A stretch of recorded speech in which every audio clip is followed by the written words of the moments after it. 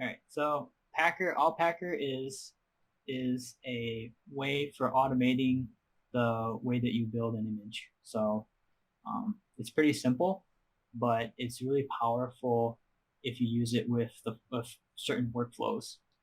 And I'll demo that today. Um, but Packer is actually kind of a competitor to configuration management tools like Chef, Puppet, and Ansible. HashiCorp has their own vision on how infrastructure should be, and Packer kind of complements that. And that's the immutable infrastructure. You probably heard that term. It's kind of a buzzword. Um, but essentially, this top diagram is the traditional way that most companies deploy changes to their environment.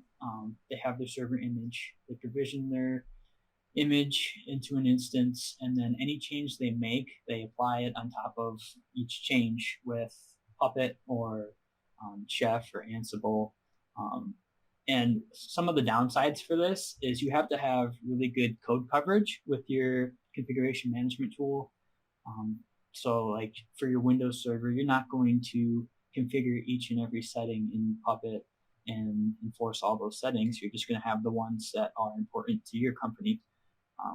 The other way of provisioning infrastructure is the immutable way, which Packer really complements.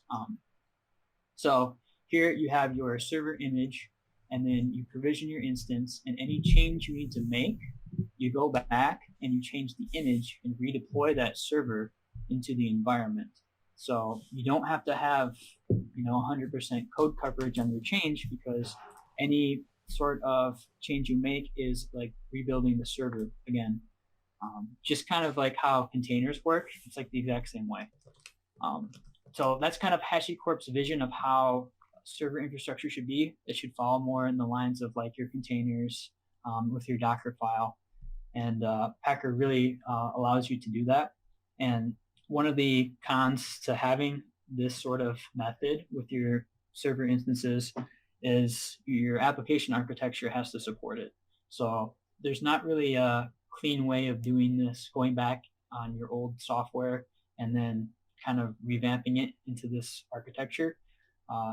You kind of have to stick with the traditional method, but a lot of people are starting to build, if they're building new software, they're starting to follow this architecture.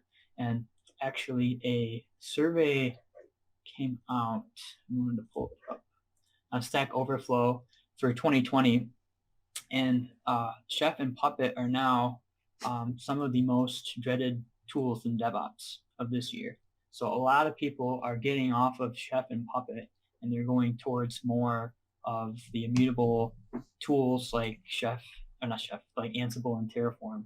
So that's pretty interesting. Um, You don't see Packer at the top of the most loved list, do yeah, you? That would be no. perfect. So yeah, a lot of people don't align Packer with like a DevOps tool. It's kind of been hidden for a while, but it's starting to get more presence now. It's actually starting to grow quite a bit. Uh, but yeah, I assume eventually it'll make it on the list. But yeah, Terraform's on there. I think it's the most loved, one of the most loved. So I would throw Packer and Terraform because they both work really well together. And I'll show it in the demo. I guess one thing for the lab's perspective is that startup performance compared to configuration management would be much better with Packer, right? Yes. Yep. 100%, because you're doing all the configuring in the image as opposed to after it's deployed. So, yep. So Packer it's just a binary, and you feed it a JSON file, and that JSON file has all the configuration for building the image, and it's really simple. You have your variables, your builders, and your provisioners, and your variables are the configuration settings that you want to like feed into your configuration. So here, my AWS access and secret key, I'm feeding that into my Packer configuration, so it can use that here. And the builder section is essentially, it's just your configuration for the environment that you want to build an image in. So here we have a AWS environment, and I have all the settings in order to build an AMI in AWS. And down here we have our provisioners. Your provisioners are the configuration that you're applying to that image. So essentially what Packer is going to do is it will stand up an EC2 in AWS, and it will SSH into it, and it will run these commands to provision it, and then it will deprovision that EC2 instance and then make it into an AMI. So really simple, and it just does all the heavy lifting to you, so you don't have to script it out yourself for each environment. So we'll go ahead and show. So Packer validate is the command to, it's just like linting. It does static analysis on your configuration. You just do Packer validate. I spelled it wrong. And then if there's an issue, it'll actually error out. So that works really well for pipelines. So here, a bunch of errors, and I'll get it. So yeah, that's really good to add that as a step into pipelines. And then to do the build, it's just Packer build, and then JSON file. And now it'll reach out into AWS, deploy an EC2 instance, and then it will run these commands to install Redis, basically, and then turn it into an AMI. One thing to note in this builder section, now this is really interesting. So I can have multiple builders in here. I could have multiple AWS environments, and I can push out a image into all those environments in parallel. So here's a really good example on their website.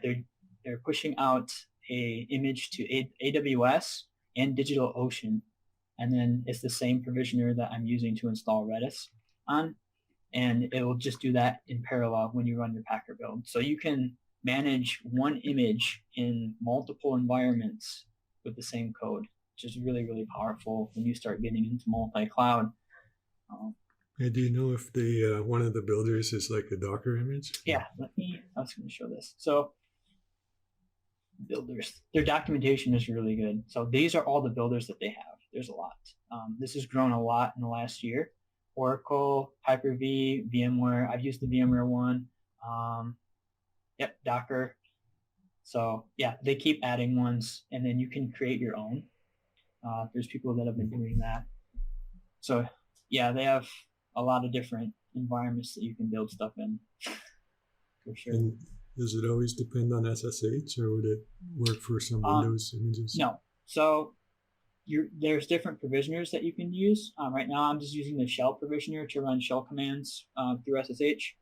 You can also use Chef. So you can take all your old configuration management scripts and then use those to build your images as well, to reuse all that stuff. So Puppet, Ansible, Salt, Inspec. So you can transfer files to it. Yeah, there's a lot of different things that you can do to build out your image however you need. So yeah, this is wrapping up here. It's stopping the instance, creating the AMI, and then that's it. We have our AMI in AWS. Now, if we wanted to take this a step further, we can create a CICD pipeline with Terraform. So we could have Packer build the image and then have Terraform deploy the server instance. And then as far as like routine management, or if you wanted to add an additional package to the server image, you'd go and make your change, and then your CI/CD pipeline would go ahead and build it and then provision it out automatically. And we'll go ahead and show that real quick. I have a repository in Azure DevOps here, and I have my Terraform code for a server. I have a web server that's sitting in AWS that I deployed with my Terraform code using an AMI that was built by Packer. So let's say we wanted to go ahead and add a new package in here. We would just make a new branch.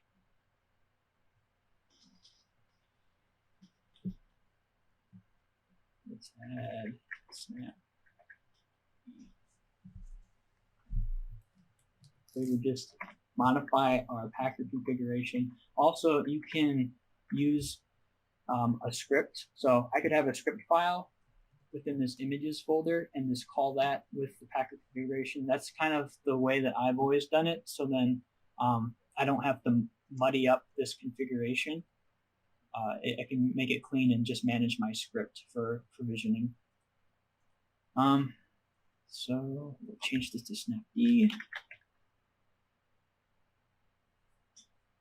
And then change to this branch, and then we'll do a pull request.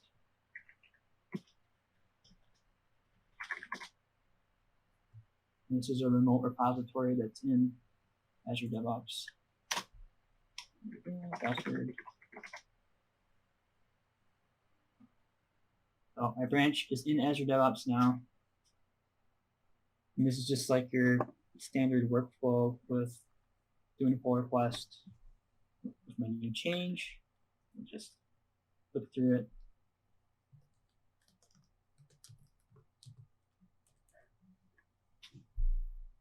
Okay.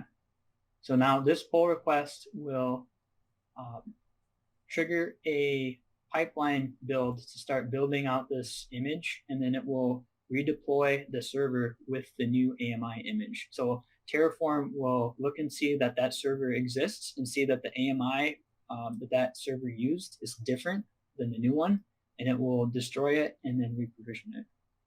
So how does it see that it's different? Like, what's the connection? I'll show you that in a sec. So here's my pipeline. I broke it up into two different stages, the build and then the deploy. So the way that Packer passes that new AMI over to Terraform, so Terraform is configured right now with a variable for AMI ID, and that's passed into the configuration for the EC2 instance. And here on the Packer configuration, at the bottom here, I've added this post processors. So post processors with Packer is anything that you want to do like after the image is built.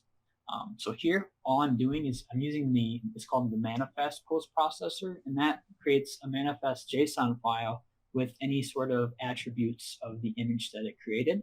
So it actually creates the AMI ID. And here in my, let me show the code here.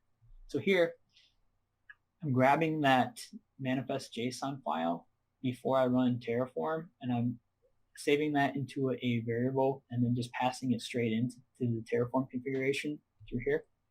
So I'm just updating the AMI ID with the new one. So that's how you would pass that through. Also, post processors are pretty interesting. You can do a lot of different things with them. Here's all the here's all the post processors that you can do. Docker save, push, you can tag things after the image is built. This Amazon import one is really interesting. So here's an example they have where they built an image on VMware, and then they use a post processor to actually push that up into an S3 bucket. So you can do a lot of additional crazy things with post processors in Packer. So that's kind of how that works. Right now, it's still building. Yes. So the Packer itself doesn't have a state like Terraform. You can't do Packer output AMI ID or. Nope. Yeah, you have to use files. You have to use a little duct tape and glue to do it. But it works pretty nice that you can output that stuff into that manifest file. I mean, then you just parse that through and feed it into your Terraform configuration. So once this finishes, it will just rebuild this EC2 instance with the snapd package. So it's pretty slick because all I had to do is just modify the image file, and then it just handles it. So you can get really fancy and do like zero downtime deployment rollouts with like EC2 clusters and stuff. So really powerful compared to like the traditional way of just trying to make changes on the fly and roll them out. That gets really complex with Puppet and Chef. I've had to do that before. It's a lot easier to just change the image and then just roll it out. So that's why that's becoming a little more popular now. And just for completeness, there's nothing that says you have to use Terraform. You could have used CloudFormation or something else, right? Oh yeah, to push out the AMI. Yep. All I'm doing is just passing it through into Terraform through a variable. So yeah, if you can do the same with CloudFormation, you would just replace this stuff with your CloudFormation commands, and yep, same thing. So,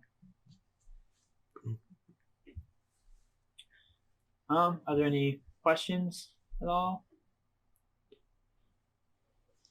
Well, thanks for the nice multi-cloud tech talk there using Azure and AWS. Excellent. Yep. But I'll let Stefano and Luca ask first if they have any questions. Okay.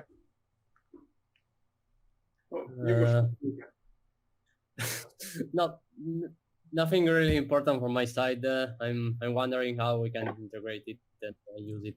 I think right now in our infrastructure we use image builder from AWS to build like the DCS, the MEI for the ECS nodes, and probably we'll do the same for EKS, but maybe Packer could be a good alternative. Yeah, it really shines when it's multiple environments. So if you have to maintain one image all over the place, at my previous company, we had a standardized image that was like approved by security. We had to go through all these security gates to verify this image. And so in order to maintain it in all the environments that we had, AWS and Azure and in our VMware environment, we just used Packer to push it out. And it was really, really nice. So we didn't have to manually maintain it in each environment. So yeah, to me, that's where it's really powerful.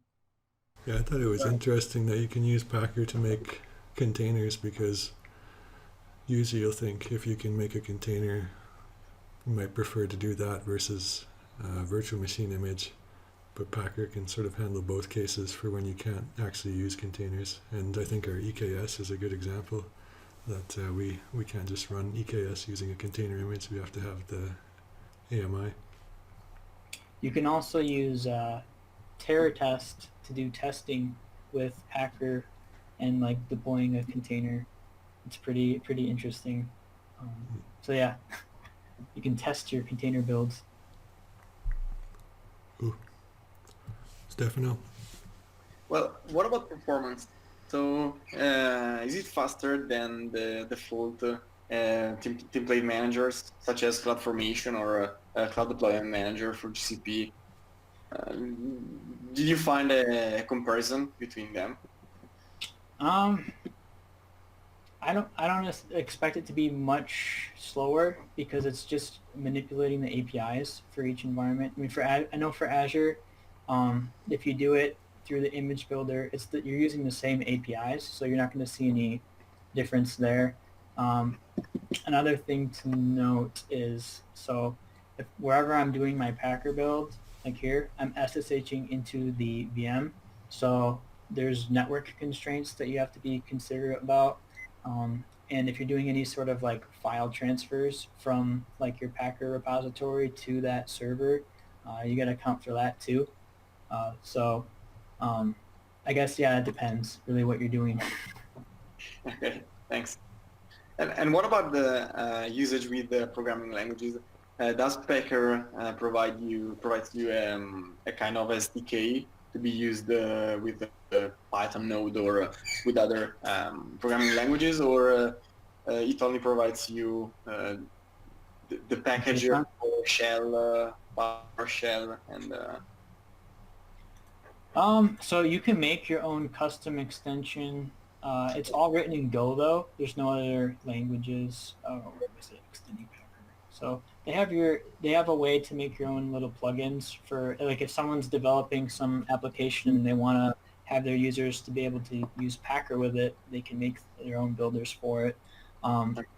as far as like other languages, like how Terraform has the Python SDK, they don't really have anything like that actually manipulates the Packer building. They're converting right now Packer from JSON. So this configuration is all JSON. They're configuring it to HCL, which is the language that Terraform configurations are written in. So once they get that done, I assume they'll start using like the Python SDK that they're using for Terraform with Packer at some point. Okay, thanks. Yeah. And just to wrap up, Luke, any features you would like to see Packer implement, or is there anything that you think is missing from Packer yet? So when I first started using it, there was a lot of like pain points, especially on the VMware side. You could only build VMware images on like a standard one server. It was kind of a pain in the butt. But over the last year, like this product has just like exploded. So as far like right now, I don't really have any issues or pain points using Packer. It's gotten so much better just in the last like 6 months, and I assume it's going to get even better and better because they have more people on the team. I think 6 months ago, there was only 2 people working on Packer. It was like that small, and since then they've just expanded that team out at HashiCorp. So we'll probably see a lot of cool things come out of this. Is it like Terraform that most of these builders are hosted on GitHub, so you could make pull requests if there was something missing? Yep. Yeah, it's all open source. So Cool. yeah. Nice. Well. All right. Any last questions, guys, or comments? No. Okay, Luke, thanks for the great presentation and Yeah. going the extra mile with that multi-cloud demo. Yeah. Okay. So take care, guys. Luca, hopefully it was useful. Maybe, I don't know if it can outperform Image Builder if you guys are AWS native for everything, but I think it's worth considering. Yeah. Thanks a lot. Yeah.